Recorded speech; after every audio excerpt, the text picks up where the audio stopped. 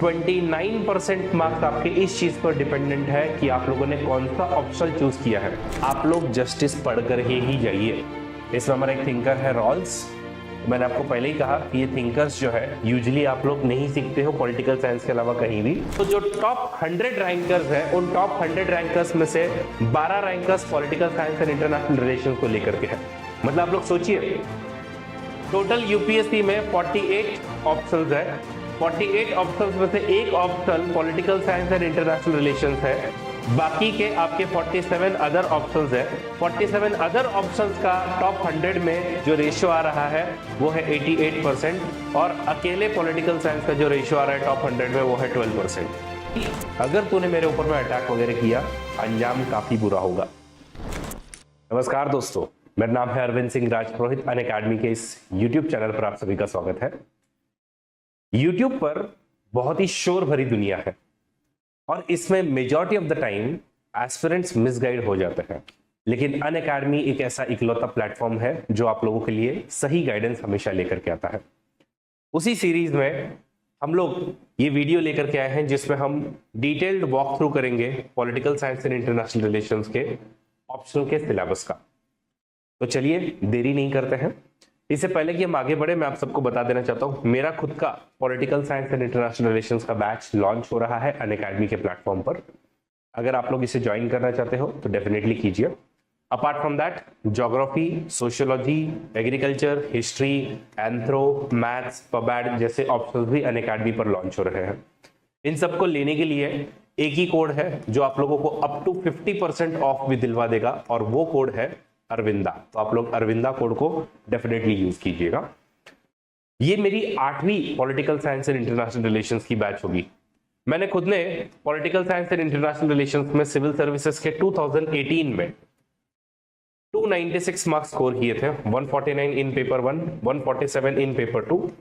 और मैं कोशिश कर रहा हूं कि इन्हीं सालों में कोई ना कोई मेरा ये स्कोर ब्रेक करे और 300 प्लस मार्क्स लेकर के आए और इसी हिसाब से आप लोगों को राइट गाइडेंस मिले, आपका राइट सिलेबस कवरेज हो, आप लोगों का 8 टेस्ट हो, शॉर्ट नोट्स मिले, आंसर राइटिंग की प्रैक्टिस हो। ऐसी बैच मैंने लॉन्च की है जिससे आप लोग ये सभी मतलब 300 प्लस स्कोर कर पाओ। कोड आपको जो यूज करना है वो होगा अरविंदा। कोर्स लिंक आप लोग सीधा स्कैन कर सकते हो और आप लोगों को कोर्स लिंक दिख जाएगी कि कहां पर जाकर के आप सब्सक्रिप्शन ले सकते हो। और अगर आपको कोई प्रॉब्लम है आप लोग डेफिनेटली मुझे रीच कर सकते हो इस क्यूआर कोड को स्कैन करके। यूपीएससी के पैटर्न को अगर हम लोग समझे तो सबसे पहले आपकी प्रीलिम्स की एग्जामिनेशन होती है। जैसे अब आप लोग जो भी प्रिपरेशन कर रहे होंगे मेजरली 2025 के हिसाब से आप लोग प्रिपरेशन कर रहे होंगे। जो 2025 के लिए प्रिपरेशन कर रहे हैं उन लोग डेफिनेटली प्रीलिम्स की पढ़ाई मोटा मोटी जनवरी 2025 से लेकर के मई 2025 तक आप लोग करोगे, क्योंकि आपकी एग्जाम ही 25 मई को है। मेंस ओरिएंटेड जो आपको प्रिपरेशन करना है वो आई एम होपिंग कि आप लोगों ने अब शुरू कर दिया होगा। दैट इज जून 24 से लेकर के लगभग दिसंबर 24 तक आप लोगों को मेंस ओरिएंटेड प्रिपरेशन करना है। और इन्हीं मेंस ओरिएंटेड प्रिपरेशन में सबसे इंपॉर्टेंट अगर कोई सब्जेक्ट आता है तो वो ऑप्शनल सब्जेक्ट आता है, क्योंकि 1750 जो यूपीएससी के मेंस के मार्क्स है उसमें से लगभग 500 मार्क्स सिर्फ और सिर्फ ऑप्शनल के हैं। तो सही ऑप्शनल चूज करना बहुत ज्यादा जरूरी हो जाता है, क्योंकि 29% मार्क्स आपके इस चीज पर डिपेंडेंट है कि आप लोगों ने कौन सा ऑप्शनल चूज किया है और क्या आपने सही समय पर उसका प्रिपरेशन कर लिया है कि नहीं। अगर आपको आपकी ड्रीम सर्विस चाहिए, आपको ड्रीम कैडर चाहिए, या फिर अगर आपको इंटरव्यू कॉल चाहिए, तो आप लोगों को सही ऑप्शनल चूज करना बहुत ज्यादा जरूरी है। मैं आप लोगों को एक और एग्जांपल बताता हूं। यहां पर देखिए, इस साल की one of the topper Swati Sharma, all India rank 17, इनके political science and international relations का ऑप्शनल था। इनके मार्क्स है 304, 151 और 153, तो टोटल इनके 304 मार्क्स बनते हैं।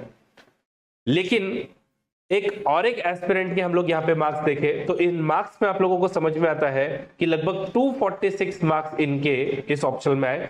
And one of the reason कि इनको थोड़ा सा रैंक 884 मिला was wrong selection of optional, या फिर ऑप्शनल जो आपने सिलेक्ट किया उसको आपने ढंग से प्रिपेयर नहीं किया। दूसरा, ऑब्वियसली इनके इंटरव्यू के मार्क्स भी कम है। तो ये सब जब तक आपका सेट नहीं होता है तब तक या तो आपका ड्रीम कैडर, ड्रीम सर्विस आपको नहीं मिलेगी, या फिर आप लोग पूरा का पूरा लिस्ट से ही आउट रहोगे।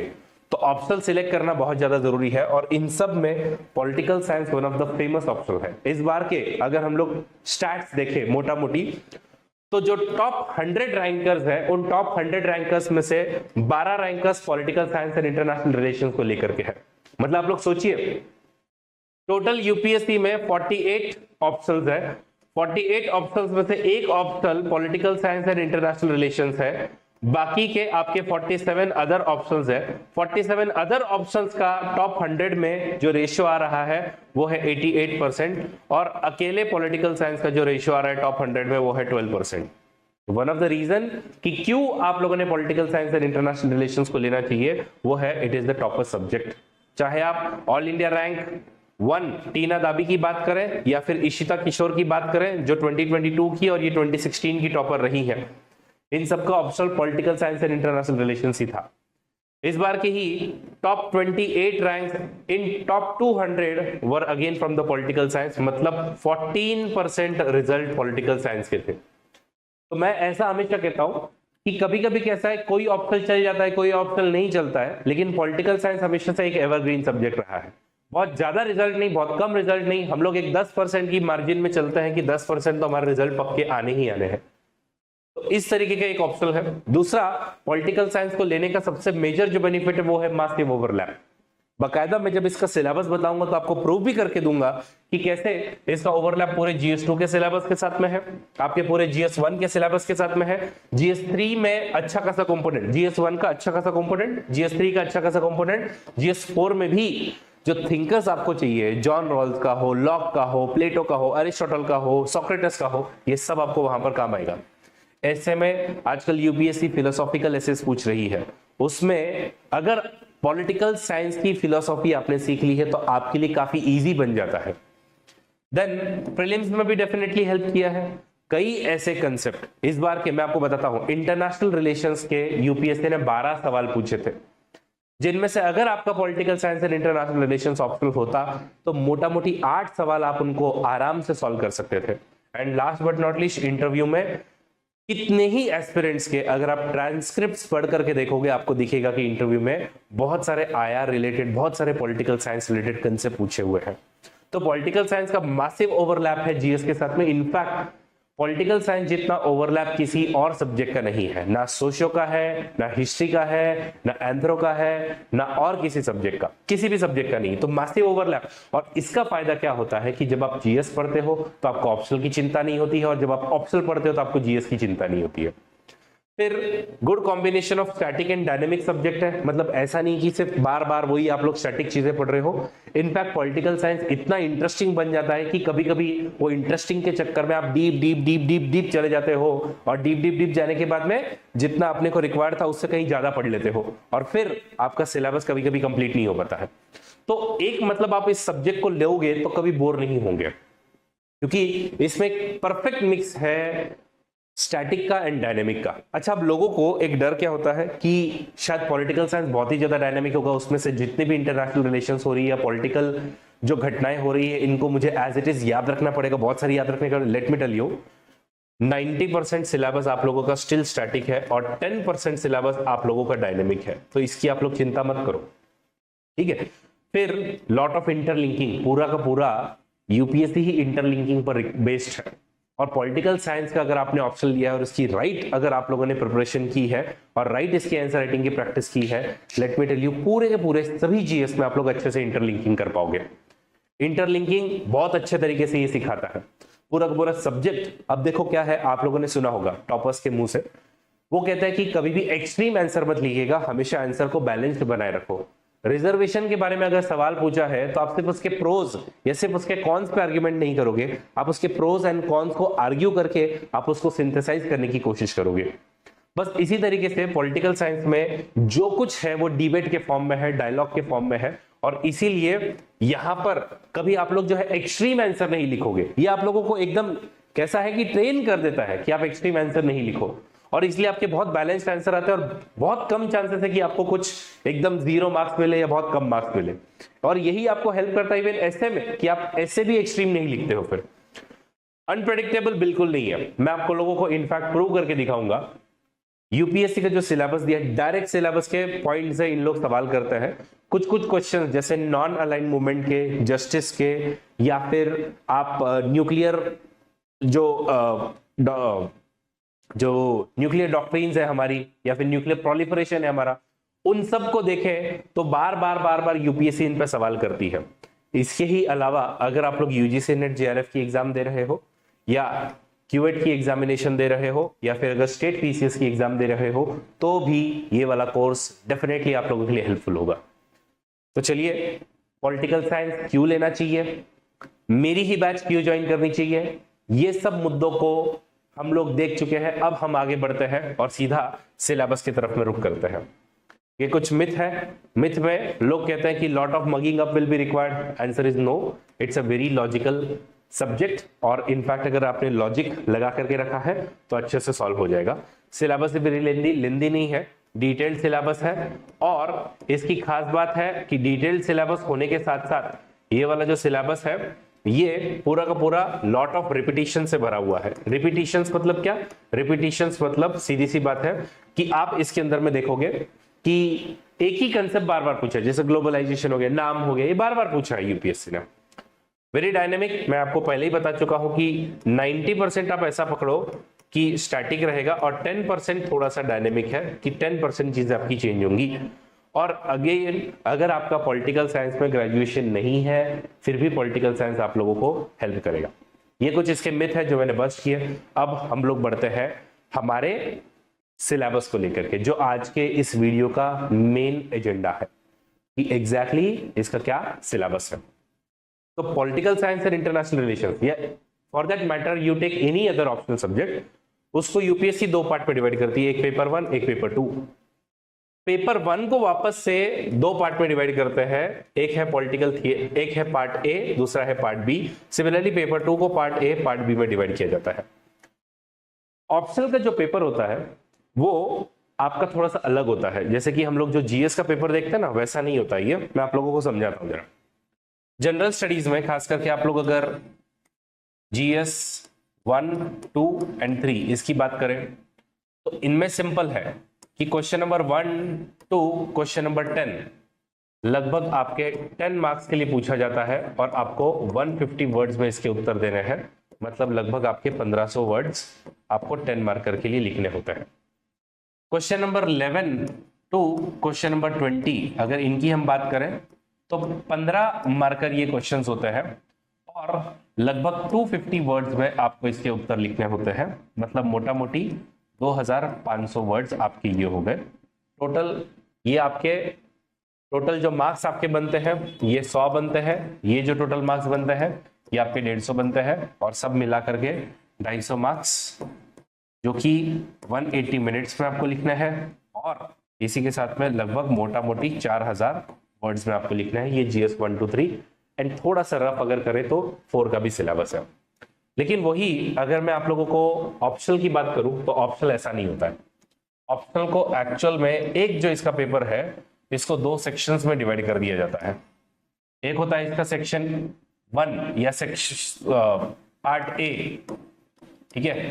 तो ये मैं पेपर 1 की बात कर रहा हूं, और इसी तरीके से वहां पर पेपर 2 भी होगा। ये ऑप्शनल की बात कर रहा हूं, हर एक ऑप्शनल के लिए। Even if your political science is not optional, you have to listen to this. Part a जो है, पार्ट ए में आपके पास टोटल क्वेश्चंस होंगे 4 1 2 3 4, और अगला होगा आपका पार्ट बी। इसके अंदर में क्वेश्चंस होंगे 5 6 7 8। इसमें से क्वेश्चन 1 के 5 जो है वो सब क्वेश्चंस आएंगे। मैं थोड़ा अलग कलर यूज करता हूं, तो ए बी सी डी और ई, इस तरीके से आपके 5 अलग क्वेश्चंस होंगे। सिमिलरली इधर भी ए बी सी डी और ई, ये पांचों क्वेश्चंस 10 मार्कर होंगे, और लगभग आपको 150 वर्ड्स में इनके उत्तर लिखने हैं। मतलब क्वेश्चन नंबर 1 के 50 मार्क्स। सेम यहां पर भी है कि 10 मार्क्स के होंगे, मतलब 50 मार्क्स आपके यहां पर बन गए। फिर क्वेश्चन नंबर 2 जो है, इसमें होगा ए, इसमें होगा बी, इसमें होगा सी। क्वेश्चन नंबर 2 का ए जो होगा वो हमेशा होगा 20 मार्क्स का, ये होगा हमेशा 15 मार्क्स का, और ये होगा हमेशा 15 मार्क्स का। और इसी तरीके से यहां पर भी a b c 20, 15 and 15, same यहां पर ए बी सी 20, 15 एंड 15 होंगे। और वैसा ही क्वेश्चन नंबर 6 में भी ए होगा, बी होगा, सी होगा, जो 20, 15 और 15 मार्क्स का होगा। एंड सिमिलरली यहां पर ए बी सी जो कि 20, 15, 15, यहां पर भी ए बी सी 20, 15, 15। तो इस तरीके का आपका पेपर होता है। लेकिन इसमें से सारे क्वेश्चंस आपके लिए कंपलसरी नहीं होता है। इनमें से question number 1 and question number 5 ये आपका कंपलसरी होता है। मतलब ये वाले जो 10 क्वेश्चंस है सेक्शन, मतलब पार्ट ए जो है उसका जो सेक्शन 1 है उसमें से तो आपको 5 ये करने हैं, और इसमें से भी ये 5 ये करने ही है। और बाकी जो आपके क्वेश्चन बचते हैं उसमें से एक, मान लीजिए आप लोग थर्ड क्वेश्चन सिलेक्ट करते हो तो एक और क्वेश्चन आपको अदर सेक्शन से, यानी कि मान लीजिए ये आप लोग सिलेक्ट करते हो तो एक एक क्वेश्चन ईदर सेक्शन से आपने कर लिया। और फिर लास्ट में आपके पास में ऑप्शन होता है कि आप लोग 2 या 4 या फिर 7 या फिर 6 इनमें से कोई भी एक क्वेश्चन कर लो। और मान लीजिए आप लोग 7 करते हो तो ये आपका पकड़ा जाएगा। तो इस तरीके से भले ही यहाँ पर आपको टोटल मार्क्स 400 दिख रहे हैं, लेकिन करने अपने को 5 ही क्वेश्चन है जो कि 250 मार्क्स के होता है। ये थोड़ा सा पेपर पैटर्न है ऑप्शनल का जो कि काफी अलग होता है। तो आई होप आप लोगों को ये मुद्दा एकदम अच्छे से समझ में आ गया होगा। अब हम बढ़ते हैं। अब पॉलिटिकल साइंस के अगर हम लोग पार्ट ए की बात करें तो मोटा मोटी इसमें पॉलिटिकल थ्योरीज है। पॉलिटिकल थ्योरीज क्या भाई, पॉलिटिकल साइंस सीख रहे हो तो उसमें जरूर कुछ ना कुछ जस्टिस की, इक्वालिटी की, डेमोक्रेसी की कुछ ना कुछ थ्योरीज तो होंगी ना। वो थ्योरीज हम लोग इस पार्ट में देखेंगे। फिर अगला जो पार्ट है वो इंडिया गवर्नमेंट एंड पॉलिटिक्स की, जो इंडिया की जो गवर्नमेंट है और इसके अंदर में जो पॉलिटिक्स होता है। अब जैसे बीजेपी की 240 सीटें आई, पिछली बार इनकी 303 सीटें आई थी, इस बार लगभग इनकी सीटें 63 कम आई है। तो वो क्यों आई, क्या रीजन हुए होंगे, ये सब आपने पढ़ना। हमारे कंट्री में कास्ट का इंपैक्ट क्या होता है, रिलीजन का इंपैक्ट क्या है पॉलिटिक्स पर, ये सब हम लोग इस वाले पार्ट में देखेंगे। अगला जो पेपर है वो है पेपर 2 जो कि मेजरली थोड़ा सा इंटरनेशनल रिलेशन से डील करता है। आप लोग अगर पूरे पॉलिटिकल साइंस का नाम पढ़ो तो वो क्या है, political science and international relations. मोटा मोटी ये आईआर वाला पार्ट आपका पेपर 2 में आता है। तो पहले तो जो पार्ट ए है पेपर 2 का वो आपका मेजरली डील करता है कंपैरेटिव पॉलिटिकल एनालिसिस से। कंपैरेटिव पॉलिटिकल एनालिसिस क्या होता है, कंपैरिजन करना। किसका कंपैरिजन करना, कुछ न कुछ 2 कंट्रीज होंगी जिनका आप लोग कंपैरिजन करोगे। यूजुअली इसमें डेवलपिंग और डेवलप कंट्रीज का आप लोग कंपैरिजन करते हो। समटाइम्स 2 डेवलपिंग कंट्रीज का भी आप लोग कंपैरिजन करते हो, तो इसमें कंपैरिजन होगा। Apart from that international relations की कुछ थियरीज है, आइडियलिज्म, सोशलिज्म, आइडियलिज्म, रियलिज्म, ये सब जो थियरीज है वो भी हम लोग पार्ट ए में सीखते हैं। और बाकी का पूरा पूरा इंडिया की रिलेशंस वर्ल्ड के अलग अलग कंट्रीज के साथ में कैसी है, हमारी फॉरेन पॉलिसी कैसे बनती है, उससे डील करता है। तो ये एकदम बहुत ही ज्यादा ब्रीफ एनालिसिस हो गया कि किस तरीके से political science and international relations के 4 सेक्शंस किए जाते हैं। आई होप सब लोगों को ये मुद्दा क्लियर हो गया होगा। आगे बढ़ते हैं और अब डिटेल्ड वॉक थ्रू, मैंने कहा था मैं डिटेल वॉक थ्रू करवाऊंगा, तो डिटेल वॉक थ्रू करते हैं। तो सबसे पहले paper 1 part A that is political theory. इसमें सबसे पहला जो हमारा टॉपिक है वो ऑब्वियसली होगा पॉलिटिकल थ्योरीज क्या है हमारी। ठीक है, सबसे पहली जो बात आएगी वो होगी पॉलिटिकल थ्योरी क्या है हमारी। तो पॉलिटिकल थ्योरी में हमारे अलग अलग पॉलिटिकल थ्योरी की मीनिंग्स क्या है, हमारे अलग अलग पॉलिटिकल थ्योरी के अप्रोचेस क्या है। तो पॉलिटिकल थ्योरी होंगी, उसके कुछ मीनिंग होंगे, उसके कुछ अप्रोचेस होंगे।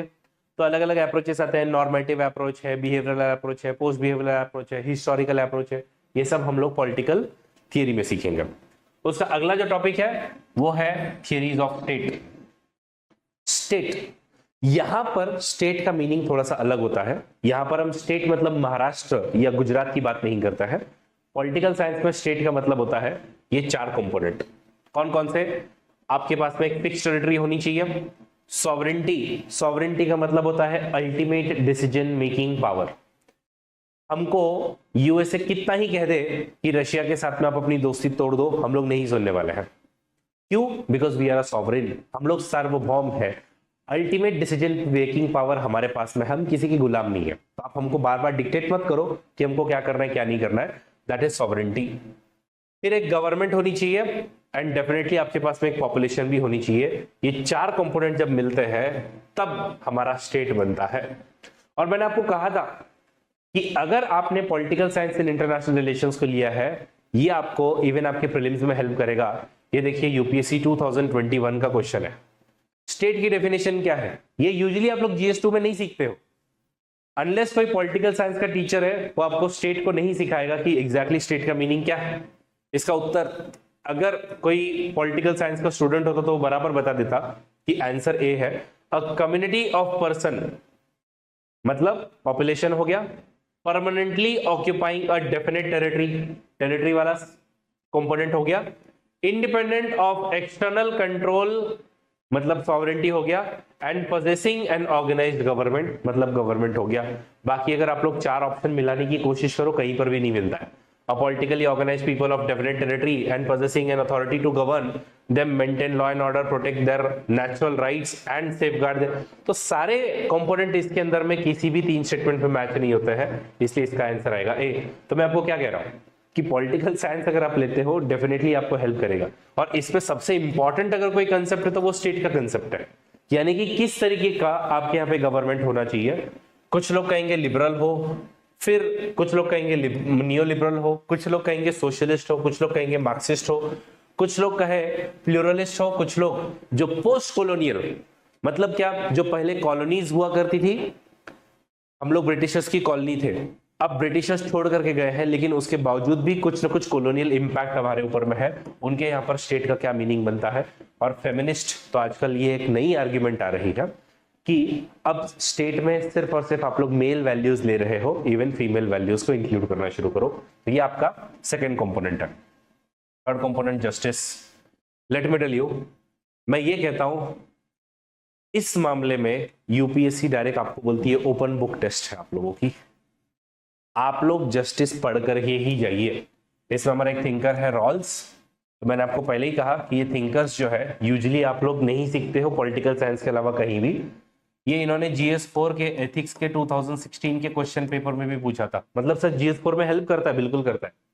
अपार्ट फ्रॉम दैट यूपीएससी को रॉल्स इतना पसंद है कि ऑलमोस्ट एवरी ईयर, हर साल बोल रहा हूं मैं, हर साल यूपीएससी ने जस्टिस पर क्वेश्चन पूछा है। तो conception of justice with special reference to Rawls theory of justice और उसके जो क्रिटिक्स है दैट इज कम्युनिटेरियन क्रिटिक, ये आपका थर्ड कंपोनेंट है। मैं आपको प्रूव करके दिखाता हूं। इस एक स्लाइड के अंदर में मैंने पिछले 5 साल के क्वेश्चन पेपर से क्वेश्चन लिए हुए हैं और सारे क्वेश्चन सिर्फ जस्टिस को लेकर के हैं, हिंदी इंग्लिश दोनों में दिए हैं, ताकि अगर कोई हिंदी मीडियम के छात्र हैं तो वो भी पढ़ पाए। आप देखो 2023 में रॉल्स के आइडिया ऑफ जस्टिस पर सवाल आया, 2022 में अगेन रॉल्स की थ्योरी ऑफ जस्टिस पर सवाल आता है, अगेन 2022 में वापस एक और एंटाइटलमेंट थ्योरी ऑफ जस्टिस जो कि इसके क्रिटिसिज्म में आती है। मतलब 2 बार एक ही जगह से सवाल पूछा 2022 में। 2021 में देखिए अगेन रॉल्स पर सवाल है, 2020 में देखिए अगेन रॉल्स पर सवाल है, अगेन 2019 में देखिए ये जो रॉल्स को क्रिटिसाइज करने वाले कम्युनिटेरियंस हैं उन पर सवाल है। मतलब रॉल्स वापस इस पर आने वाला है। ये मैं सिर्फ लास्ट 5 ईयर्स के बता रहा हूं। मैं आपको गारंटी देता हूं कि अगर आप पिछले 10 साल के 11 साल के भी देख लो, यूपीएससी हर साल पूछती है, मतलब पूछती ही है। तो एकदम खुली किताब है कि करके जाओ, ये वाला आप करके जाओ, सवाल आने ही वाला है।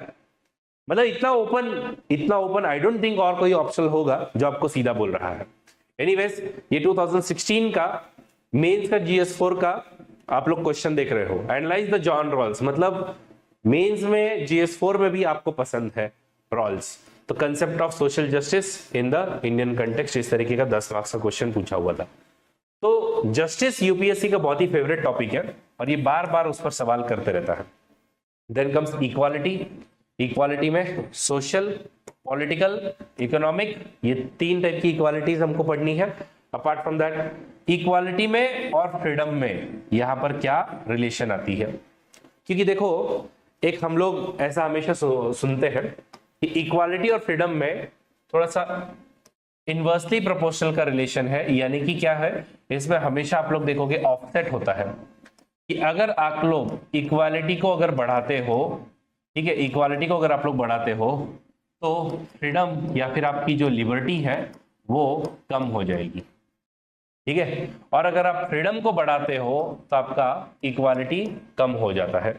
तो इनकी रिलेशन को स्टडी करना और कैसे हम इक्वालिटी को और फ्रीडम को एक साथ में रख सकते हैं।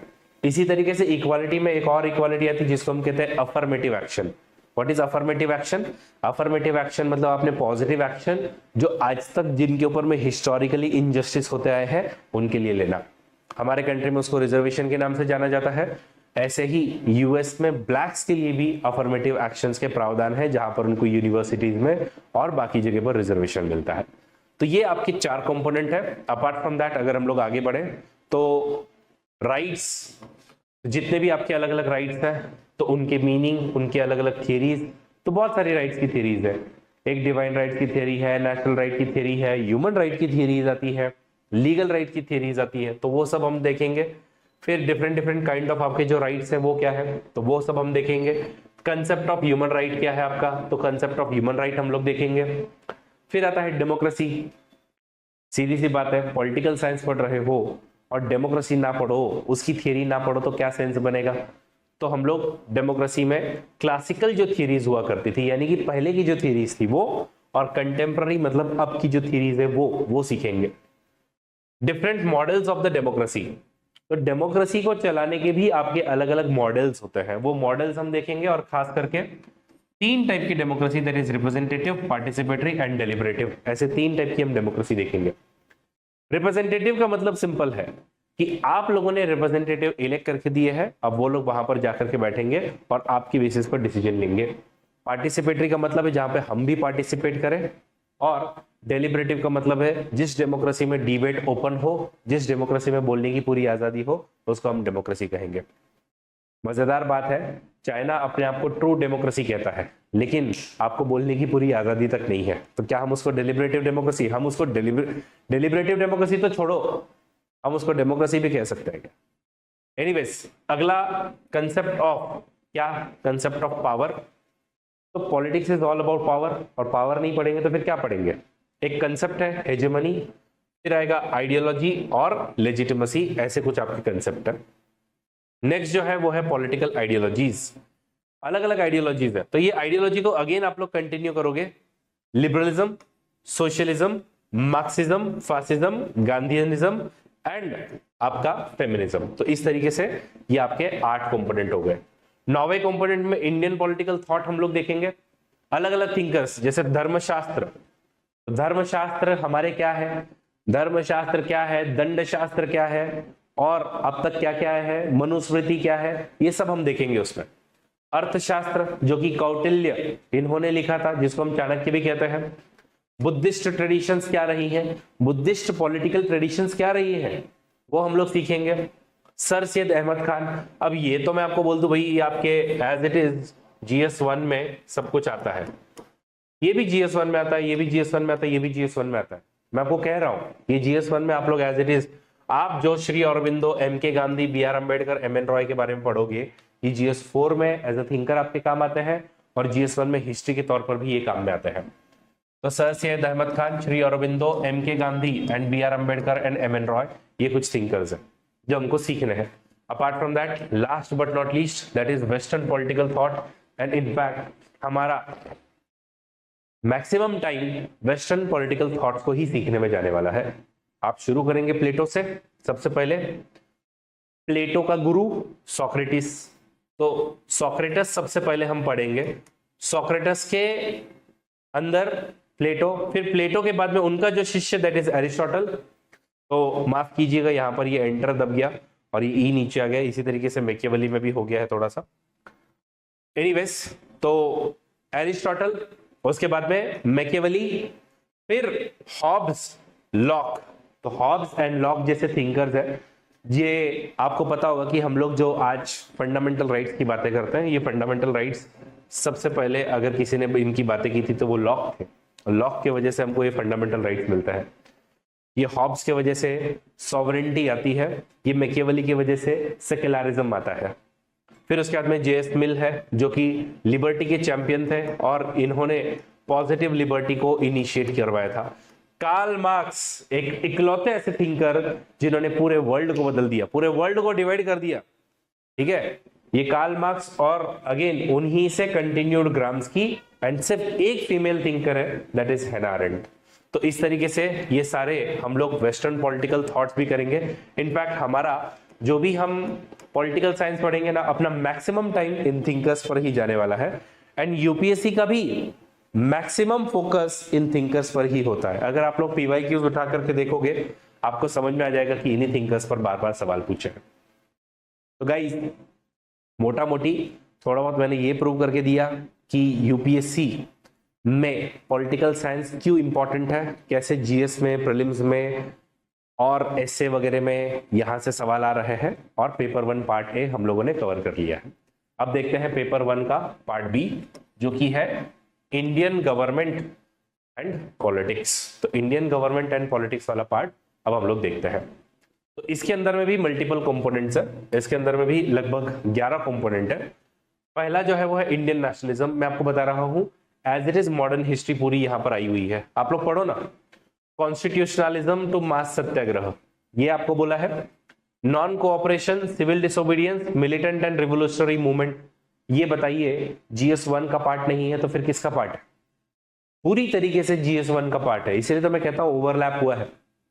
फिर इसी में पीजेंट एंड वर्कर्स की मूवमेंट, पीजेंट की मूवमेंट क्या थी, वर्कर्स की मूवमेंट क्या थी, वो तक हमने डाल के रखा है इसमें। फिर अब इसमें पॉलिटिकल साइंस का तड़का क्या लगता है कि इस नेशनल मूवमेंट को इंटरप्रेट करने के अलग अलग पर्सपेक्टिव है। लिबरल का क्या है, सोशल का क्या है, मार्क्सिस्ट का क्या है, कॉलोनियल क्या था, दलित पर्सपेक्टिव क्या था और रेडिकल ह्यूमैनिस्ट पर्सपेक्टिव क्या था। तो ये मॉडर्न हिस्ट्री और इस मॉडर्न हिस्ट्री में लगा पॉलिटिकल साइंस का तड़का। ये है आपका फर्स्ट कंपोनेंट। सेकंड जो है वो है legacies of the British rule. British rule जब उन लोगों ने हमारे ऊपर इतने साल रूल किया उसके बाद में वो क्या लीगेसी छोड़ करके गए हैं और different social and political perspective on this rule. फिर आता है हमारे कॉन्स्टिट्यूशन को लेकर के बातें। अब ये वाला पार्ट यहां से आप लोग ऐसा पकड़ो भाई साहब की GS2 as it is ditto. In fact अगर आपने ढंग से लक्ष्मीकांत की है तो अच्छा खासा पार्ट आपका यहाँ पर भी हो जाता है। नो डाउट थोड़ा सा पॉलिटिकल साइंस के पर्सपेक्टिव में हमको थिंकर वगैरह थोड़े और ऐड करने होते हैं, बट GS2 में अगर आप लोगों ने मोटा मोटी अगर अपनी लक्ष्मीकांत ढंग से पढ़ी है ये मोर देन सफिशिएंट है। The preamble, fundamental right and duties, DPSPs, parliamentary system and amendment procedure, judicial review and the basic structure doctrine, ये आपके इंडियन कॉन्स्टिट्यूशन के फीचर सीधे सीधे थर्ड कंपोनेंट में लिखे हुए हैं। अगला जो आपका कंपोनेंट है वो है फोर्थ कंपोनेंट और इसमें आपको पढ़ने बोली है गवर्नमेंट। गवर्नमेंट क्या, तो legislature, executive and judiciary of हुम, ऑफ यूनियन। सबसे पहले तो यूनियन, तो उनके रोल क्या है और उनकी एक्चुअल वर्किंग क्या है। तो इनके रिलेटेड जितने भी एस्पेक्ट है, same goes for state government also, तो उनके रिलेटेड जितने भी एस्पेक्ट है। फिर आता है ग्रास रूट डेमोक्रेसी। हमारे इंडिया में 73rd एंड 74th अमेंडमेंट हम लोगों ने की थी 1992 में। ये 73rd एंड 74th अमेंडमेंट क्या करती है, हमारे यहाँ पर पंचायती राज इंस्टीट्यूशंस और अर्बन लोकल बॉडीज जो है इनको बनाती है। तो ये ग्रास रूट मूवमेंट के क्या फायदे हैं, पंचायती राज, म्युनिसिपल गवर्नमेंट ये क्या है और अगेन इनके इश्यूज क्या है, इनके सॉल्यूशंस क्या देने, ये सब आप लोग इसमें सीखोगे। अगला जो पार्ट है वो है फेडरलिज्म। आप सबको पता है हमारी कंट्री एक फेडरल कंट्री है। फेडरल कंट्री का मतलब होता है कि हमारी जितनी भी पावर्स है वो दो लेवल ऑफ गवर्नमेंट में हमने डिवाइड की है, एक यूनियन गवर्नमेंट और दूसरा स्टेट गवर्नमेंट। लेकिन क्या होता है कि जब आप इस तरीके से पावर डिवाइड करते हो कभी ना कभी तो इनके बीच में लड़ाई झगड़ा होने ही वाला है, इनके बीच में टसल होने ही वाला है। यही जो टसल है वो फेडरलिज्म वाले इश्यूज है। तो कॉन्स्टिट्यूशनल प्रोविजंस क्या है, changing nature of centre and state relations क्या है, इंटर स्टेट डिस्प्यूट्स को कैसे सॉल्व करना है, integrationist tendencies and regional aspiration, ये सब क्या है वो सब हम लोग फेडरलिज्म के टॉपिक में देखेंगे। नेक्स्ट अगला जो आता है वो है सीधा सीधा, अगेन लक्ष्मीकांत खोल करके देखो तो उसके अंदर में अलग अलग हमारे स्टैट्यूटरी एंड कॉन्स्टिट्यूशनल कमीशन दिए हैं। अब ऑब्वियस ही बात है, इलेक्शन कमीशन हमको पता होना ही चाहिए, कंट्रोलर एंड ऑडिटर जनरल हमको पता होना ही चाहिए, finance commission, UPSC, national commission for schedule caste, national commission for schedule tribe, national commission for women, national human right commission, national commission for minority and national backward classes commission. ये सब commissions जितने भी है वो हमको पता होने चाहिए और इनके बारे में अपने को अच्छी खासी इंफॉर्मेशन भी होनी चाहिए।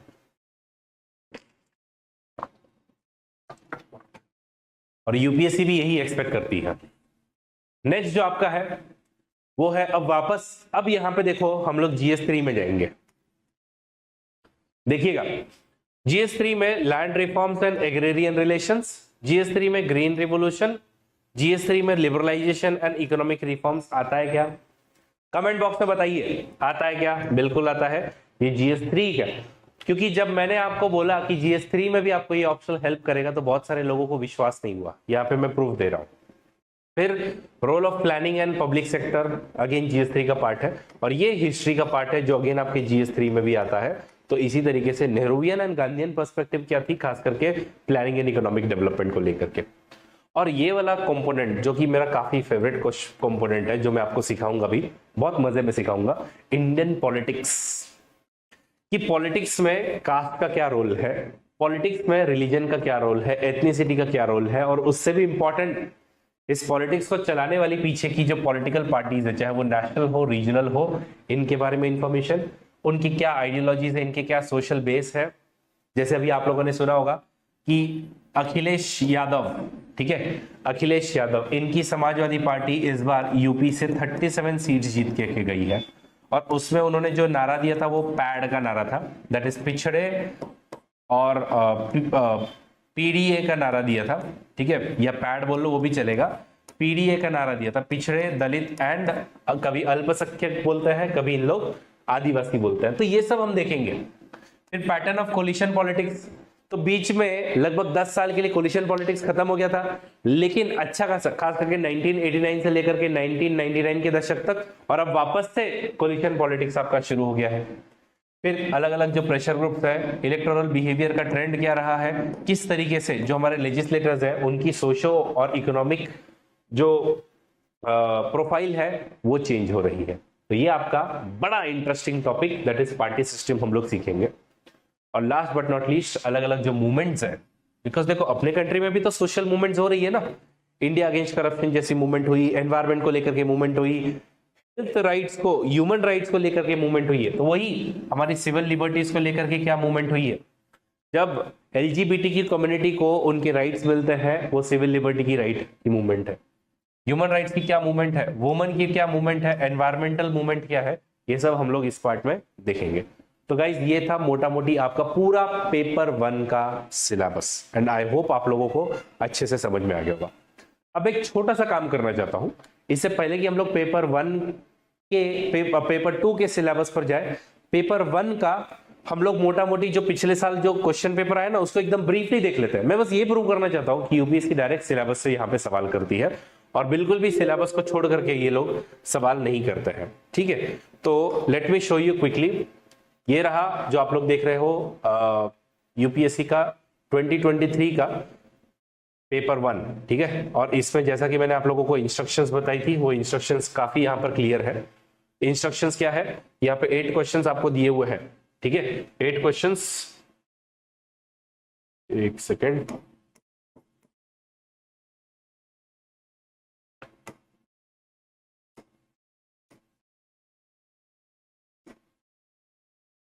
आई थिंक ये वाला पेन नहीं चल रहा है, चलो ये वाला पेन चलाते हैं हम लोग। 8 क्वेश्चंस बोले हैं आपको कि 8 क्वेश्चंस होंगे यहां पर, हाँ 8 क्वेश्चंस है यहाँ पे, उसमें से 5 क्वेश्चंस आपको इन ऑल अटेम्प्ट करने हैं। Question number 1 and 5, read this, question number 1 and 5 are compulsory and out of the remaining 3 are to be attempted. तो कितने, 1 and 5 are compulsory and out of remaining कितने, रिमेनिंग है आपकी 6, तो इन 6 में से एटलीस्ट 3 आप लोगों को अटेम्प्ट करने हैं। ओके और ये 3 जब आप अटेम्प्ट करोगे तो उसमें से एक कंडीशन आपकी है कि choosing at least 1 question from each section, मतलब एक एक क्वेश्चन एक एक सेक्शन से लेना और उसके बाद में आपको फ्रीडम होगा कि आप किसी भी क्वेश्चन को सिलेक्ट कर सकते हो। बाकी मार्क्स कितने हैं वो लिखे हुए हैं, आपको क्वेश्चन कम आंसर बुकलेट मिलती है। कुछ लोगों को नहीं पता है तो आपको बता दूं, यहाँ पर यूपीएससी में आप लोगों को अलग से सप्लीमेंट नहीं लेनी होती है। जो 20 मार्कर है उसके लिए 4 पेजेस, जो 15 मार्कर है उसके लिए 3 पेजेस और जो 10 मार्कर है उसके लिए 2 पेजेस आप लोगों को मिलते हैं। मोटा मोटी 80 पेजेस आप लोगों को टोटल मिलता है और उसमें ही आप लोगों को लिखना होता है। ठीक है, तो ये आपकी एकदम मोटा मोटी बातें हैं। अब हम लोग देखते हैं अलग अलग क्वेश्चन पेपर। तो इसका ये देखो, ये है आपका क्वेश्चन 1। आप सबको पता होगा ये क्वेश्चन 1 कंपलसरी है, ये क्वेश्चन 1 पूरी तरीके से एकदम कंपलसरी है। अब इसमें अगर हम देखें तो normative approach in political science मतलब पॉलिटिकल थियरी से पूछा, मल्टीकल्चरल पर्सपेक्टिव ऑन राइट्स मतलब राइट से पूछा, ऑब्स जो कि हमारे सिलेबस में है उन पर सीधा सीधा पूछा कि what is state of nature. Foucault की कंसेप्ट ऑफ पावर, पावर हमने देखा कि पावर हमारे सिलेबस में है और पॉलिटिकल थियरी का डिक्लाइन अगेन पूरा का पूरा जो भी पूछा है वो सिलेबस को पकड़ करके यूपीएससी ने पूछा है। मैं यही खास बात इसकी यही बोलता हूं। फिर देखिए ये आपका क्वेश्चन नंबर 2 है और क्वेश्चन नंबर 2 में अगेन आप लोग अगर देखो तो ए है, बी है, सी है और ये लोग 20 मार्कर, 15 मार्क एंड 15 मार्क इस तरीके से आप लोग यहाँ पे देख रहे हो, ये भी 15 मार्क्स का है। फिर इसमें आपको सवाल क्या पूछा है इस बार कि डेमोक्रेसी, पहले तो डेमोक्रेसी पे सवाल है, success of contemporary democracy lies in the state limiting its own power, मतलब डेमोक्रेसी की थियरी और खास करके कंटेम्पररी डेमोक्रेसी पर। अगर सिलेबस अगर आपने मेरे साथ में ढंग से देखा होता तो उसमें आपको याद आता कि डेमोक्रेसी एज इट इज पूछा है। फिर मैंने आपको हमेशा कहा है कि रॉल्स तो यूपीएससी का इतना फेवरेट है कि उस पर पूछे बिना इन लोग रह ही नहीं सकते, तो पूछना तो हमको है ही। ठीक है, और उसके बाद में अगेन ये बिहेवियरलिज्म, पोस्ट बिहेवियरलिज्म जो कि आपके पॉलिटिकल थियरी का पार्ट है उस पर सवाल पूछा है पोस्ट बिहेवियरलिज्म को लेके। आप लोग क्वेश्चन नंबर 3 अगर देखो तो इसमें ये फासिज्म का सवाल है और अगेन आपको पता होगा कि ये जो फासिज्म है ये फासिज्म पर इन्होंने सवाल पूछा है। ये फासिज्म जो है वो एज इट इज अपने सिलेबस में दिया हुआ है। इसी तरीके से अफर्मेटिव एक्शन पर बात हो रही है यहाँ पे, ये आप लोग जो देख रहे हो ये अफर्मेटिव एक्शन है। फिर उसके बाद में वापस पॉलिटिकल थियरी पर सवाल है। देखिए मैं नहीं चाहता हूं कि अभी आप लोग इस पर ज्यादा विचार करें कि अरे ये सब क्या है, ये क्वेश्चन का उत्तर कैसे लिखना है। उत्तर पर हम आएंगे ना बाद में, जब तक आप लोग नहीं सीखते हो तब तक उत्तर आपको आना मुश्किल है। अभी एटलीस्ट इतना तो देखो कि क्या सिलेबस को पकड़ करके यूपीएससी क्वेश्चन पूछ रहा है। तो देख लो पॉलिटिकल थियरी का, तो Eurocentrism is both target and motive force of the post colonial, तो पोस्ट कॉलोनियल पॉलिटिकल थियरी भी एंड पोस्ट कॉलोनियलिज्म भी, इनको मिक्स कर दिया। That is what is interlinking is all about. आपके दो कंसेप्ट को जब यूपीएससी मर्ज करती है तो उसी को हम इंटरलिंकिंग कहते हैं और यही इंटरलिंकिंग अपने को करनी होती है। एनीवेज आगे देखें तो ये देखिए क्वेश्चन नंबर 4 अगेन आपके पेपर 1 पार्ट ए का ही ये वाला पार्ट आता है। ठीक है, तो इसमें Buddhist thought as it is लिखा हुआ है आपके सिलेबस में। फिर उसके बाद में JS Mill as it is syllabus में लिखा हुआ है और अरविंदो घोष, ठीक है, और उनके स्वराज की क्या आइडिया है, सीधा सीधा सिलेबस में लिखा हुआ है। कुछ भी सिलेबस को छोड़ करके मैं अगर ये कहूं कि पेपर 1 के पार्ट ए में यूपीएससी ने कितने सवाल पूछे हैं सिलेबस को पकड़ के, मैं कहता हूं पूरे 100% सवाल यूपीएससी ने पूछे हैं। फिर हम लोग आते हैं पेपर 2 पर। तो पेपर 2 में अगेन आप लोग देखोगे यहां पर कितने सवाल है। पेपर 2 का क्वेश्चन नंबर 5 है, again it is compulsory, 10 question है, सॉरी 10 मार्क्स के क्वेश्चन है, 5 आपको क्वेश्चन इसमें करने हैं। तो अगेन इसमें अगर आप लोग पढ़ो तो ब्रिटिश कॉन्स्टिट्यूशन का इम्प्रिंट क्या रहा है, मतलब ब्रिटिश लीगेसी, एनवायरमेंटलिज्म, आपको एनवायरमेंटल मूवमेंट बोला है, function of district planning committee, ये आपका अगर आपने 74th कॉन्स्टिट्यूशन अमेंडमेंट एक्ट ढंग से किया हो तो आपको समझ में आएगा, डायरेक्ट सिलेबस से सवाल है। Satyagraha and Indian nationalism and national commission for minorities जो आपके सिलेबस में लिख करके दिया है, डायरेक्ट वही सवाल वापस यूपीएससी ने यहाँ पे पूछा है। तो मैं आपको यही प्रूव करके दिखा रहा हूं कि पूरा पेपर ही आपका सिलेबस से पूछा हुआ है। क्वेश्चन 6 देखिए, डायरेक्ट बोला है वापस से 74th कॉन्स्टिट्यूशन अमेंडमेंट एक्ट, बताओ वो अनफुलफिल्ड ड्रीम है, उसका उत्तर हम लिखेंगे, लेकिन पहले ये तो देखो कि भाई सिलेबस को पकड़ के पूछा है क्या। फिर NITI Aayog as a policy think tank with shared vision visualizes the reorganization of planning in India. Justify your answer. Again planning वाला कंपोनेंट, प्लानिंग एंड डेवलपमेंट वाला कंपोनेंट, उसमें कैसे प्लानिंग कमीशन था और अब उसका जो सब्सिक्वेंट बॉडी बनी है दैट इज नीति आयोग, उसको लेकर के सवाल। Constitution of India is the cornerstone of the nation, सीधा फीचर्स में से सवाल आपके पूछा हुआ है। फिर आता है हमारे और 2-3 सवाल, तो ये क्वेश्चन नंबर 7, ठीक है, ये आपका क्वेश्चन नंबर 7। इसमें अगेन आप लोग देखो, does the actual working of Indian federalism confirm to the centralizing tendencies of the Indian polity, that is federalism पर सवाल है। फिर the main goal of the fundamental duties in the constitution is to generate the civic responsibility, लेकिन fundamental duties at is syllabus में दिया हुआ है। Doctor Ambedkar और उनका दलित मूवमेंट से संबंध डायरेक्ट सवाल से पूछा हुआ है।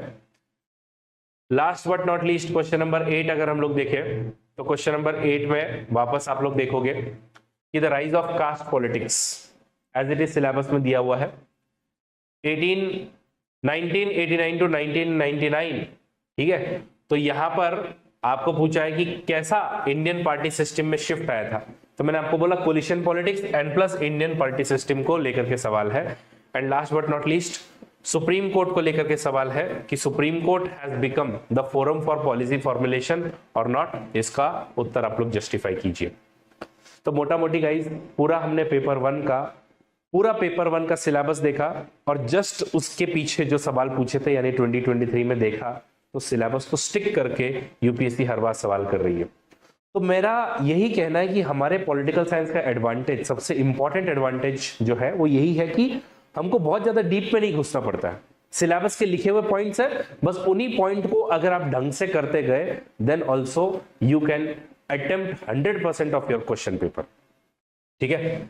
अब हम लोग आगे बढ़ते हैं और आगे हम देखते हैं खास करके अगला वाला कंपोनेंट, और अगला वाला जो हमारा कंपोनेंट है वो है पेपर 2, ठीक है।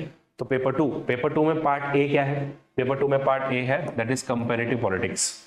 और मैंने आपको इस वीडियो के एकदम स्टार्ट में ही बताया था कि कंपैरेटिव पॉलिटिक्स का क्या मतलब बनता है। कंपैरेटिव पॉलिटिक्स का सिंपल मतलब है you are going to compare 2 things. कौन सी 2 थिंग्स? कौन सी 3 थिंग्स? तो मेजरली जो कंपैरिजन हमारा होता है वो होता है developed country versus developing country. Developed country एक चीज मांगेगी, ये कहेंगे कि हम लोग क्लाइमेट पर एक्शन लेना चाहते हैं कि क्लाइमेट चेंज हो रहा है और हमको CO2 कम करना है। हम लोग बोलेंगे हाँ भाई सही बात है, CO2 कम करो, लेकिन हमारी तो हालत देखो। बहुत सारे डेवलप कंट्रीज, डेवलपिंग कंट्रीज, अब मैं इसमें पर्टिकुलरली ये नहीं बोल रहा हूं कि इंडिया, बट बहुत सारे जो डेवलपिंग कंट्रीज हैं उन लोग कहते हैं कि अभी we are not in the position कि हम लोग CO2 का एमिशन कम करें, हम लोग नहीं कर सकते हैं।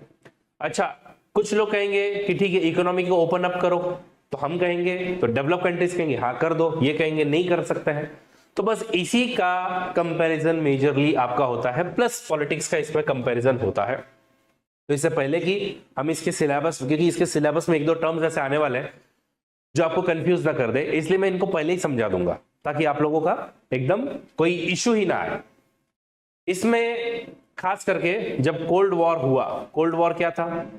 तो कोल्ड वॉर मतलब वर्ल्ड वॉर 2 के बाद में आप सबको पता होगा कि 2 सुपर पावर इमर्ज होते हैं, एक यूएसए और एक USSR। एक जो है वो कैपिटलिस्ट कंट्री था, एक जो है वो कम्युनिस्ट कंट्री था। तो जो फर्स्ट वर्ल्ड था वो फर्स्ट वर्ल्ड कौन था? फर्स्ट वर्ल्ड जो लिबरलिज्म को और कैपिटलिज्म को प्रमोट करता था, यानी कि कनाडा, US और वेस्टर्न यूरोप। इसी के साथ में आप लोग ऑस्ट्रेलिया को भी यहां पे कंसिडर कर सकते हो। सेकेंड वर्ल्ड कौन था? सेकेंड वर्ल्ड वो था जो कम्युनिस्ट वर्ल्ड था और जिसको USSR सपोर्ट करता था मेजरली। तो आप देखोगे उस समय में रशिया या उस समय का USSR, उसके अलावा चाइना, फिर आप लोग देखोगे कि धीरे धीरे यहां पर नॉर्थ कोरिया देखोगे आप लोग, एंड कुछ और भी छोटे छोटे इस तरफ के कंट्रीज, खास करके आप लोग मिडिल ईस्टर्न कंट्रीज और ये सब कंट्रीज को आप लोग देखोगे। तो ये सब कम्युनिस्ट इन्फ्लुएंस थे, इनको हम लोग कहते थे सेकेंड वर्ल्ड। और हाँ बाय द वे ये यूरोप है, तो ईस्टर्न यूरोप भी अच्छा खासा इसके इन्फ्लुएंस में हुआ करता था। And then comes third world. Third world कौन था? जो ना तो कम्युनिस्ट वर्ल्ड से इंक्लाइंड था, ना ही कैपिटलिस्ट वर्ल्ड से इंक्लाइंड था, और खुद की डिसीजन खुद के बेसिस पे लेता था। दैट वाज नाम, that is non aligned movement वाले कंट्रीज, और इसको लीड करता था India. But apart from that आप लोग देख सकते हो साउथ के बहुत सारे ऐसे कंट्रीज हैं जिनको हम लोग थर्ड वर्ल्ड कंट्रीज कहेंगे। तो first world, second world, third world. First world is what? This capitalist countries. Second world कौन सा? Communist countries. And third world कौन सा? नाम वाले कंट्रीज। अब इसी में आप लोग एक और चीज का जिक्र बार बार सुनोगे, and that is called as the south south cooperation. ठीक है, क्या बोल रहा हूं मैं? South south cooperation. What is this south south cooperation? South south cooperation में सिंपल है कि देखो, ये नॉर्दर्न कंट्रीज है मेजरली, ये सब कंट्रीज जो थोड़े से रिच कंट्रीज है, कभी कभी इनफैक्ट रशिया को भी हम लोग इसमें गिनते थे, और ये मोटा मोटी कंट्रीज जो थोड़े रिच कंट्रीज है। और अगर यहीं से एक लाइन हम लोग थोड़ी सी ड्रॉ करें तो मेजर यहाँ के जो सदर्न कंट्रीज है ये लोग थोड़े से पुअर कंट्रीज है। तो चाहे आप लैटिन अमेरिका की बात करो, चाहे आप अफ्रीका की बात करो, चाहे आप एशिया की बात करो, यहाँ पर बहुत ज्यादा मैक्सिमम पुअर रहते हैं। इन पुअर का साथ में आना, इसको हम लोग साउथ साउथ कोऑपरेशन कहते हैं। तो ये कुछ टर्म्स मैंने आपके लिए क्लियर कर दिए। अब हम लोग चलते हैं सिलेबस को देखने के लिए। सबसे पहले ये चार कंपोनेंट कंपैरिजन करते हैं, तो कंपैरेटिव पॉलिटिक्स के पार्ट है। तो पहले तो कंपैरेटिव पॉलिटिक्स करना कैसे है, तो what is the nature and what are the major approaches. इनमें से दो पर्टिकुलरली एकदम पॉपुलर, और यूपीएससी को इतने ये अप्रोचेस दोनों पसंद है कि हर अल्टरनेट ईयर इन लोग या तो पॉलिटिकल सोशियोलॉजी या फिर पॉलिटिकल इकोनॉमी पर सवाल करेंगे। फिर लिमिटेशंस क्या है कंपैरेटिव मेथड के, कि जो भी ये कंपैरेटिव मेथड है इसके लिमिटेशंस क्या है। फिर state in the comparative perspective, ठीक है, तो कैपिटलिस्ट एंड सोशलिस्ट, तो कैपिटलिस्ट है, सोशलिस्ट है, and apart from that advanced industrial and developing societies के बीच में कंपैरिजन होगा, खास करके स्टेट और उसके चेंजिंग नेचर को लेकर के। फिर आता है रिप्रेजेंटेशन एंड पार्टिसिपेशन, कि देखो इन कंट्रीज में किस तरीके से यहाँ की सिविल सोसाइटी पार्टिसिपेट करती है, यहाँ के प्रेशर ग्रुप पार्टिसिपेट करते हैं, यहाँ पर सोशल मूवमेंट किस तरीके की है। जैसे इंडिया में एनवायरमेंटल मूवमेंट को एम्प्टी स्टमक मूवमेंट कहा जाता है। एम्प्टी स्टमक मतलब भूखे पेट है, जबकि अगर हम लोग नॉर्थ में जाए या फिर हम लोग डेवलप कंट्रीज में जाए तो वहां पर एम्प्टी स्टमक मूवमेंट नहीं है, वहां पर इनका ऑलरेडी पेट भरा हुआ है। पेट भरने के बाद में इन लोग इस सोशल मूवमेंट चला रहे हैं, एनवायरमेंटल मूवमेंट चला रहे हैं, ठीक है। फिर comparison of advanced and industrial countries and developing countries with respect to political parties, pressure groups and social movement. फिर ग्लोबलाइजेशन, और ग्लोबलाइजेशन के रिस्पॉन्स क्या रहे हैं डेवलपिंग कंट्रीज से और डेवलप कंट्रीज से। ये चार कंपोनेंट मेजरली कंपैरिजन करते हैं। अगला जो कंपोनेंट है वो है आपका पांचवा कंपोनेंट, और यहां से मेजरली आपके पॉलिटिकल थियरी शुरू होती है इंटरनेशनल रिलेशंस की। मतलब क्या कि इंटरनेशनल रिलेशंस में आपका अप्रोच कैसा होना चाहिए। इंटरनेशनल रिलेशंस में ऐसा कहा जाता है कि there is anarchy, there is no single authority, और जब अथॉरिटी नहीं है तो उस समय में आइडियलिस्ट अप्रोच रखें या रियलिस्ट अप्रोच रखें, या फिर हम मार्क्सिस्ट लोगों की बात सुने, या एक और अप्रोच है जिसको कहते हैं functionalist approach and system theory. ये सभी हमारे अप्रोचेस हैं अलग अलग इंटरनेशनल रिलेशंस के। अब इंटरनेशनल रिलेशंस में कुछ की कंसेप्ट्स हैं, जैसे नेशनल इंटरेस्ट, सिक्योरिटी और पावर, ये हमको चाहिए।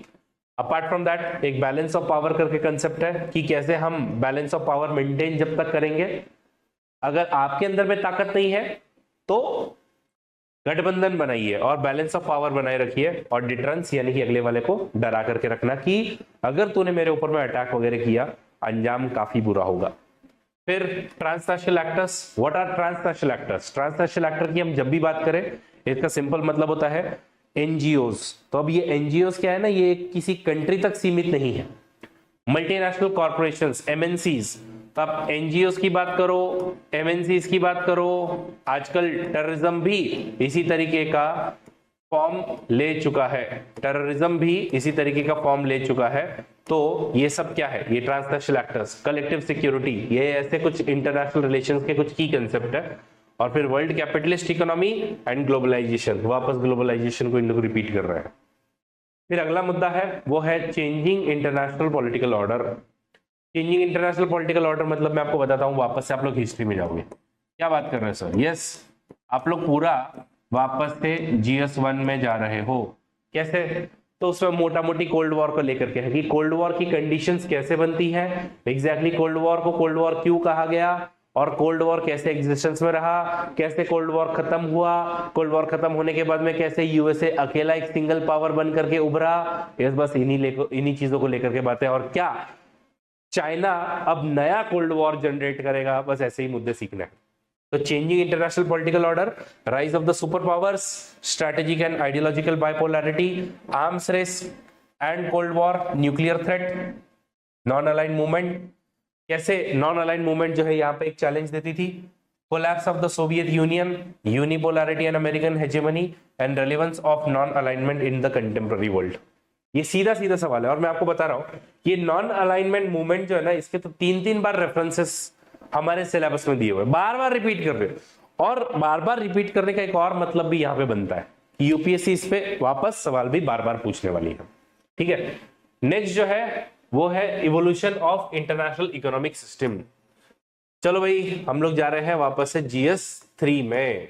GS3 में ये वाले कंपोनेंट वापस आपसे पूछेंगे। तो ब्रेटन वुड क्या था, और WTO तक कैसे ऑर्गेनाइजेशंस बनी। तो जितनी भी इकोनॉमिक ऑर्गेनाइजेशंस वगैरह बनती है, ट्रिप्स हो गए, ये हो गए, यूपीएससी ने मल्टीपल टाइम्स प्रीलिम्स में इतनी बार सवाल किए हैं, मेंस में इतनी बार सवाल किए हैं कि पूछो ही मत। अगर आप एक पॉलिटिकल साइंस के विद्यार्थी हो, डेफिनेटली आप लोग सब इनके उत्तर दे पाओगे। देन कम्स सोशलिस्ट इकोनॉमीज, और उन्होंने जो CMEA यानी कि council for mutual economic assistance बनाया था, वो क्या था। फिर third world demand for new international economic order. तो देखो, ये ब्रेटन वुड और ये सब फर्स्ट वर्ल्ड ने बनाया, ये सेकेंड वर्ल्ड ने बनाया, और इसी तरीके से थर्ड वर्ल्ड भी एक डिमांड की चीज जिसको हम लोग कहते हैं NIEO, that is new international economic order. सीखेंगे आगे क्या होता है वो। बाकी ग्लोबलाइजेशन, वापस तीसरी बार आप लोग ये टर्म सुन रहे हो, globalisation of the world economy. फिर पूरा यूनाइटेड नेशंस डिटेल में हम लोग पढ़ेंगे, उसकी जितनी भी 6 बॉडीज हैं वो सब, उसका रोल क्या है, उसका एक्चुअल रिकॉर्ड क्या है, उनकी स्पेशलाइज्ड अलग अलग UN एजेंसीज, एंड बाकायदा प्रीलिम्स में, इंटरव्यू में हर तरफ ये हेल्प करता है आपको। फिर UN में जो रिफॉर्म्स की आवश्यकता है वो भी हम देखेंगे। Regionalisation of world politics. अब क्या है कि बहुत सारे रीजन्स में लोग अपनी अलग अलग ऑर्गेनाइजेशंस बना रहे हैं और उन लोग अपना खुद का देख रहे हैं। जैसे कि आप देखो, अब ये मोटा मोटी पूरा वर्ल्ड है, इसमें साउथ एशिया के सब कंट्रीज, लगभग 8 कंट्रीज साथ में आते हैं, उन लोग कहते हैं कि हम लोग अपना सार्क बनाएंगे। साउथ ईस्ट एशिया की कंट्रीज, इन लोग कहते हैं हम लोग अपना आसियान बनाएंगे। अमेरिकन कंट्रीज कहते हैं हम लोग अपना नाफ्टा बनाएंगे। यूरोपियन कंट्रीज कहते हैं हम लोग अपना यूरोपियन यूनियन बनाएंगे। इसी तरीके से एशिया पैसिफिक के जो कंट्रीज हैं उन लोग कहते हैं हम लोग अपना एपेक बनाएंगे। और ऐसे ही चाहे आप लोग बात करो अफ्रीकन यूनियन की बात करो, मर्कोसूर की बात करो, ये सब हम लोग जो है वो बेसिकली मोटा मोटी पढ़ने वाले हैं। लेकिन इसमें से यूपीएससी ने आपके सिलेबस में कहा है EU, ASEAN, APEC, SAARC and NAFTA, in 5 के बारे में ही आप लोग पढ़ना, और यूजुअली ये 5 ही पूछती भी है। And last but not least, जिसपे 1 सवाल या 2 सवाल ये हर साल कंपलसरी यूपीएससी ने पूछने हैं, वो है कंटेम्प्ररी ग्लोबल कंसर्न। इसमें डेमोक्रेसी वर्ल्ड में और इंडिया के लेवल की, ह्यूमन राइट्स वर्ल्ड में कहां वायलेट हो रहे हैं, एनवायरमेंट मूवमेंट कहां हो रही है, जेंडर जस्टिस कहां हो रहा है, टेररिज्म कहां हो रहा है, और न्यूक्लियर प्रोलिफरेशन, इन सब की कंटेम्प्ररी थियरीज हम लोग सीखेंगे। तो गाइस, ये 11 कंपोनेंट थे पेपर 2 के पार्ट ए के। अब हम लोग बढ़ते हैं आखिरी मुद्दे की तरफ में, जो कि है हमारा पेपर 2 पार्ट बी का सिलेबस, इंडिया एंड वर्ल्ड। ठीक है, इंडिया एंड वर्ल्ड की, इंडिया के रिलेशन कैसे कैसे रखने हैं। अब यहां पर लोगों को डर लगने लगता है, उनको लगता है सर हर एक कंट्री के साथ के रिलेशंस याद रखना ये तो इम्पॉसिबल टास्क है। यूपीएससी आपको कह भी नहीं रहा है कि आप हर एक कंट्री के साथ में रिलेशन को ध्यान में रखो, एक एक बारीकी से आप लोग ध्यान में रखो, ऐसा नहीं चाहिए अपने को। अपने को क्या चाहिए, अपने को कुछ ही बातें कही हुई है उतना ही करना है। Indian foreign policy, let me tell you, ये डायनेमिक नहीं है, हार्डली 10% चीजें चेंज होती, बाकी रिलेशन जैसी पुरानी थी वैसी ही कंटिन्यू हो रही है। सबसे पहले इंडियन फॉरेन पॉलिसी, इसमें फॉरेन पॉलिसी के डिटर्मिनेंट कौन कौन से हैं, कि हमारी फॉरेन पॉलिसी कैसे डिटरमिन होती है, कौन कौन से कौन, ज्योग्राफिकल कंपोनेंट होता है, स्टेट के कंपोनेंट होते हैं, इंटरनेशनल सिनेरियो के कंपोनेंट है, हमारी मिलिट्री पावर के कंपोनेंट है, institutions of foreign policy making, PMO है, मिनिस्ट्री ऑफ एक्सटर्नल अफेयर्स है, पार्लियामेंट है, फिर नेशनल सिक्योरिटी एडवाइजर है, ये सब हमारे फॉरेन पॉलिसी को फ्रेम करने में हेल्प करता है। हमारी फॉरेन पॉलिसी किस तरीके से अभी भी पुराने समय के जो एलिमेंट है उनको लेकर के कंटिन्यू कर रही है और किस तरीके से चेंज कर रही है। मनमोहन डॉक्ट्रिन क्या थी और मोदी डॉक्ट्रिन क्या है, कैसे ये चेंज हो रही है, वो हम लोग देखेंगे। एंड अगेन ये एक ऐसा कंपोनेंट है जिसमें हर साल यूपीएससी 2 सवाल कंपलसरी करने वाली है। 2 सवाल फिक्स्ड है, मैं आपको कह रहा हूं, ओपन बुक करना ही करना है, यूपीएससी ने करना ही करना है इस पे सवाल। फिर आता है नॉन अलाइंड मूवमेंट। अरे भाई कितनी बार नॉन अलाइंड मूवमेंट देखोगे, तीसरी बार वापस नॉन अलाइंड मूवमेंट, इसके अलग अलग फेजेस और इसका करंट रोल क्या है, और नॉन अलाइंड मूवमेंट और नाम as a foreign policy India की, इस पर सवाल आते हैं। फिर आता है इंडिया का रिलेशन विद हुम, इंडिया का relation with the powerful countries and India का relation with the developing countries. तो इंडिया एंड साउथ एशिया, सबसे पहले हमारे जो नेबरिंग कंट्रीज है उनके साथ में हमारा रिलेशन कैसे है, तो रीजनल कोऑपरेशन कैसा है हमारा, सार्क और उसका पास्ट परफॉर्मेंस क्या रहा है सार्क का, और उसका फ्यूचर प्रोस्पेक्ट क्या है। साउथ एशिया में जो हम लोगों ने फ्री ट्रेड एग्रीमेंट किया था उसका क्या स्टेटस है। इंडिया की लुक ईस्ट पॉलिसी, ईस्ट में देखिए, मतलब सार्क तो है ही बट आगे आसियान की तरफ में जाने की बात करना, और अब ये लुक ईस्ट को हमने कन्वर्ट कर दिया into the act east policy, वो करना है। फिर हमारे कंट्री इंडिया या फिर सार्क एज अ रीजन क्यों इंटीग्रेट नहीं हो पा रहा है, क्यों ईयू जितना इंटीग्रेट हुआ है उतना सार्क इंटीग्रेट नहीं हुआ है, क्यों हमारे बीच में इकोनॉमिक रिलेशन इतनी स्ट्रांग नहीं है। उनके अलग अलग इश्यूज, रिवर वाटर के डिस्प्यूट्स हो, इलीगल क्रॉस बॉर्डर इमिग्रेशन हो, एथनिक कन्फ्लिक्ट हो या फिर बॉर्डर डिस्प्यूट्स हो, ये सब अपने को पढ़ने हैं। तो ये तो हो गया साउथ एशिया के साथ में, लेकिन हम लोग चाहते हैं ग्लोबल साउथ के साथ में भी हमारी रिलेशन। तो ग्लोबल साउथ में कौन, लैटिन अमेरिका, अफ्रीका, इनके साथ की रिलेशन। लीडरशिप रोल, तो इंडिया का लीडरशिप रोल और एनआईओ की डिमांड, और डब्ल्यूटीओ में जो हम लोग निगोशिएशन करते हैं। सिंपल है, आपको आईआर में क्या पढ़ना है, डब्ल्यूटीओ में कोई निगोशिएशन चल रहा है तो पढ़ लो, यूपीएससी उस पर ही सवाल करने वाली है। और फिर 5 ऐसे कंपोनेंट, ऐसे कंट्रीज है जिनके साथ में यूपीएससी चाहती है कि आप उसके साथ में ध्यान रखो। कौन, USA, EU, Japan, China and Russia, ऐसे 5 कंट्रीज है कि कंपल्सरली आपको इनके साथ के रिलेशन जो है वो पढ़ने ही है।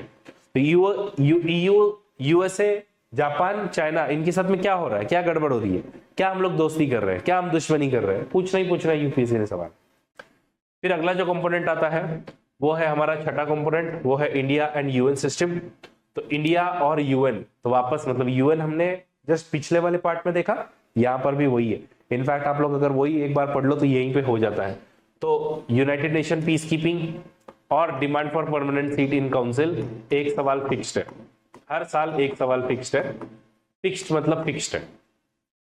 India and the nuclear question, कि हमारा जो चेंजिंग परसेप्शन है न्यूक्लियर पॉलिसी का वो क्या है, और लास्ट में इंडियन फॉरेन पॉलिसी की रीसेंट डेवलपमेंट क्या रही है, खास करके अफगानिस्तान के क्राइसिस को लेकर के, Iraq, West Asia and apart from that Israel और यूएस के साथ में जो हमारा ग्रोइंग रिलेशन है, and last but not least किस तरीके का न्यू वर्ल्ड ऑर्डर का हम लोग एक विजन रखते हैं और इंडिया उसमें कैसे आना चाहता है।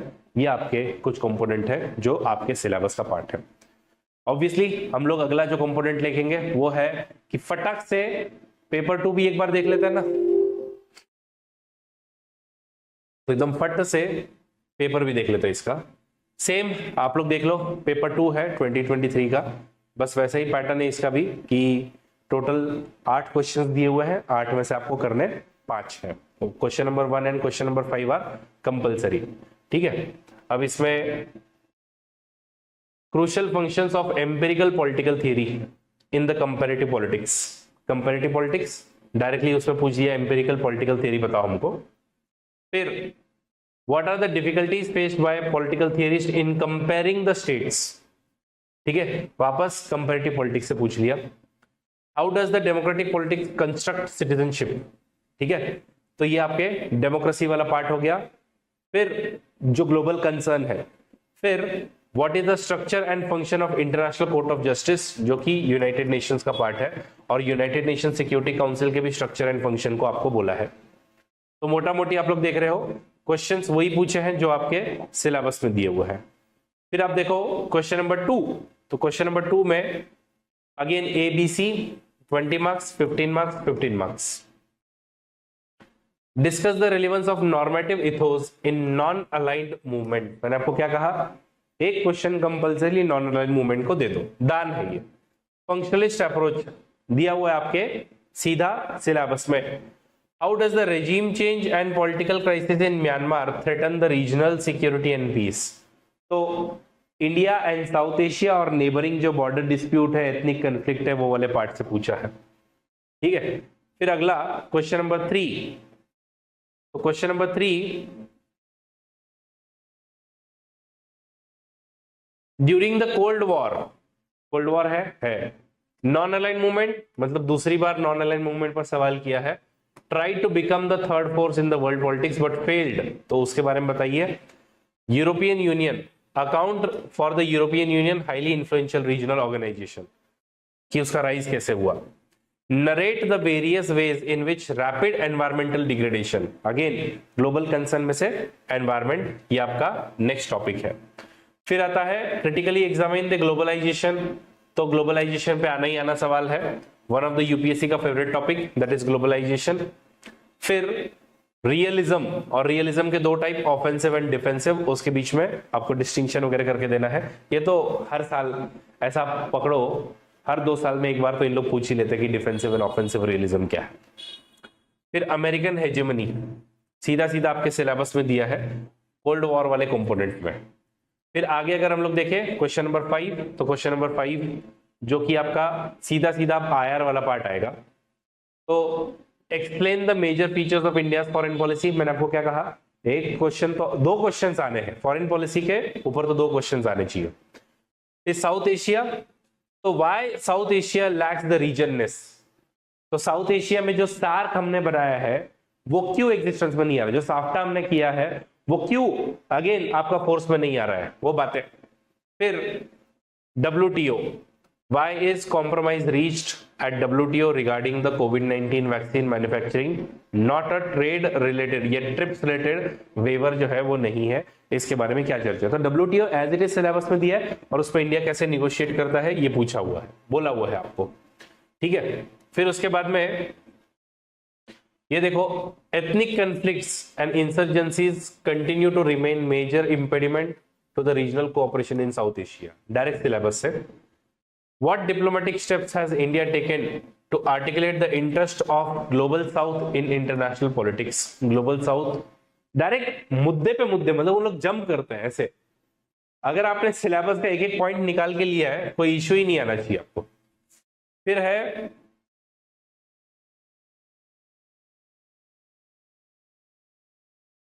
arms trade, economic ties and congruent geopolitical interests are no longer the 3 pillars in India and Russia relationship. India Russia relationship आपको पढ़ने के लिए बोली हुई है। Discuss the importance of India's role in the UN peacekeeping operation. मैंने कहा था इस पर सवाल एक आना ही आना है आपका। ठीक है, फिर उसके बाद में एक क्वाड करके एक ऑर्गेनाइजेशन बनाई हुई है। तो Quad performs an important role in India strategic balancing act to withstand the dominance of China also. तो चाइना भी हो गया और क्वाड के बारे में भी स्टडी हो गई। इंडिया की न्यूक्लियर पॉलिसी को लेकर के सवाल है। What steps has India taken to regain foothold in Afghanistan, सीधा सीधा सिलेबस से है। फिर इंडिया और ईरान के रिलेशन में क्या क्या चैलेंजेस और लिमिटेशंस आ रहे हैं। और मैंने आपको क्या कहा था, 2 सवाल फॉरेन पॉलिसी को लेकर के फिक्स्ड है कि पूछने मतलब पूछने हैं। यहाँ पे देखो, what are the external determinant of Indian foreign policy of state. ठीक है, फिर discuss the major drivers of India's interest in Africa, और ये वेस्ट एशिया का जो क्वाड है उसको लेकर के पिछले साल का 2023 का यूपीएससी ने सवाल पूछा है। तो मैं आपको क्या कह रहा हूं, मैं आपको बस यही बात बता रहा हूं कब से कि पॉलिटिकल साइंस की बस यही सबसे मेन बात है कि इसमें सिलेबस जो पूछ रहे हैं, इन लोग जो भी इन्होंने जो भी क्वेश्चंस जो पूछे हैं वो पूरा का पूरा इन्होंने सिलेबस को स्टिक रहते हुए ही पूछे हैं। ठीक है, तो गाइस वापस से मैं आपको बता दूं कि मेरी political science and international relations की बैच शुरू हो रही है। हमने इस वाले वीडियो में सिलेबस को एकदम डिटेल में कवर किया है। जितने भी हमारे सिलेबस के कंपोनेंट हैं उनको हमने डिटेल में कवर किया है। मेरी बैच शुरू हो रही है। मेरे ऑलरेडी IAS ओमकार पवार है, IPS सुब्रमण्यम केलकर है, इन लोग आज सर्व कर रहे हैं महाराष्ट्र, केरला जैसे स्टेट में। अपार्ट फ्रॉम दैट मैं आपको बता दूं कि मैं स्ट्रिक्टली 6 महीने में ये वाला सिलेबस खत्म कर दूंगा दिसंबर 2024 में। उसके अलावा आपकी आंसर राइटिंग की प्रैक्टिस होगी, PYQ का कवरेज होगा, 8 टेस्ट होंगी, comprehensive notes and short notes आपको मिलेंगे, और जो रिजल्ट दिखाने का काम है वो भी डेफिनेटली इस बैच में होगा। इस कोर्स की लिंक आप लोग अभी स्कैन कर सकते हो। Political science and international relations को आप लोग डेफिनेटली ज्वाइन कीजिएगा। अपार्ट फ्रॉम दैट हमारे mains oriented preparation quality enhancement programme शुरू हो रहा है। केवल और केवल 9,999 में आप लोग इसको ज्वाइन कर सकते हो। 2 जुलाई से ये कोर्स शुरू हो रहा है। फिर अगर आप लोग आइकॉनिक सब्सक्रिप्शन लेते हो तो उसमें daily answer writing, live mentorship programme, 20 GS PDF book, ask a doubt feature, daily content, practice question, ये सब तो आपको मिलेगा ही मिलेगा। But apart from that quick revision, और अब तो AI द्वारा आपके आंसर भी चेक करके आप लोगों को मिल जाएंगे। तो अगर हो सके तो हमारा आइकॉनिक सब्सक्रिप्शन जरूर लेना। हमारी अलग अलग बैचेस शुरू हो रही है और जल्दी ही 10% तक का प्राइस हाइक हो जाएगा।